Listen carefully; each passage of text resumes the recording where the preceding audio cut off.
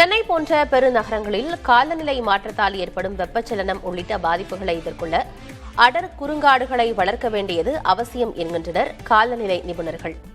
இதுகுறித்து புதிய தலைமுறை காலநிலை அணி வழங்கும் ஒரு தொகுப்பை பார்க்கலாம். சென்னை போன்ற வேகமாக வளரும் பெருநகரங்கள் பெருமழை, வெள்ளம், வெப்பச்சலனம் போன்ற காலநிலை மாற்றத்தின் கடுமையான தாக்கத்தால் மிகவும் பாதிப்படையக்கூடிய நிலையில் இருப்பதாக ஆய்வுகள் எச்சரிக்கின்றன. நகர்ப்புறங்களில் சிறிய அடர் குறுங்காடுகளை வளர்ப்பதன் மூலம் இந்த காலநிலை சவால்களை எதிர்கொள்ள முடியும் என்கின்றனர் காலநிலை நிபுணர்கள். சென்னை போன்ற நகரங்களில் உள்ள சாலைகள், கட்டிடங்கள் மற்றும் கான்கிரீட் பரப்புகள் பகலில் அதிக வெப்பத்தை உறிஞ்சி இரவில் அவற்றை வெளியேற்றுகின்றன. இதனால் நகர்ப்புற வெப்பநிலை சுற்றியுள்ள கிராமப்புறங்களை விட 3 டிகிரி செல்சியஸ் முதல் 5 டிகிரி செல்சியஸ் வரை அதிகரிக்கிறது. வாகன புகை மற்றும் தொழிற்சாலை கழிவுகளால் சுற்றுச்சூழல் மாசுபடுவதும் இந்த பாதிப்பை அதிகரிக்கிறது. இந்த பிரச்சனைகளை தீர்க்க காடுகள் தேவை என்றாலும் பெருநகரங்களில் பெரிய காடுகளை உருவாக்க போதுமான இடமில்லை.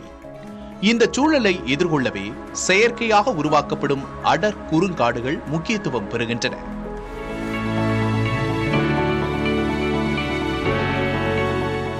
ஜப்பானிய தாவரவியலாளர் அகிரா மியாவாக்கி என்பவரால் உருவாக்கப்பட்ட குறுங்காடு வளர்ப்பு முறை சர்வதேச அளவில் பரவலாக கடைபிடிக்கப்படுகிறது.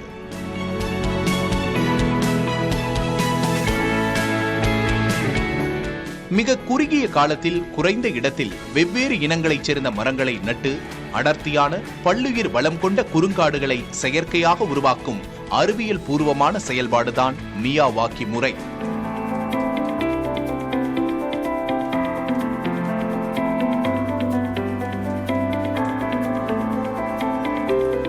இந்த முறையின் மூலம் நகர்ப்புறங்களில் உள்ள சிறிய வெற்றிடங்கள், பள்ளி வளாகங்கள், சாலை ஓரங்கள் மற்றும் வீட்டுத் தோட்டங்கள் போன்ற இடங்களில் பசுமையை உடனடியாக உருவாக்க முடியும். இந்த வகையில் நகர்ப்புறங்களில் உள்ள இடப்பற்றாக்குறையை சமாளிக்க மியாவாக்கி முறை ஒரு சிறந்த தீர்வாக பார்க்கப்படுகிறது. மியாவாக்கிங்கிறது ஜாப்பனீஸ் அங்கே பிறந்த ஒரு சயின்டிஸ்ட்.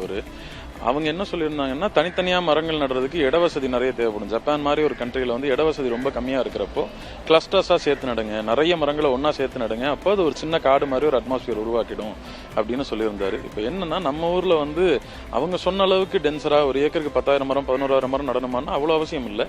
ஆனால் ஒரு 1000-2000 மரம் ஒரு ஏக்கருக்கு தாராளமாக நடலாம். நகரமயமாக்கலின் கான்கிரீட் பிடியில் சிக்கியுள்ள சென்னைக்கு பசுமை தீர்வு அவசியமாகிறது. இனி கான்கிரீட் நகரம் அல்ல, குளிர்ச்சி நிறைந்த பசுமை நகரமே அனைவருக்கும் தேவை. புதிய தலைமுறை காலநிலை அணிக்காக முகமது ரியாஸ் மற்றும் ஒளிப்பதிவாளர் சிவராஜுடன் செய்தியாளர் சுரேஷ்குமார்.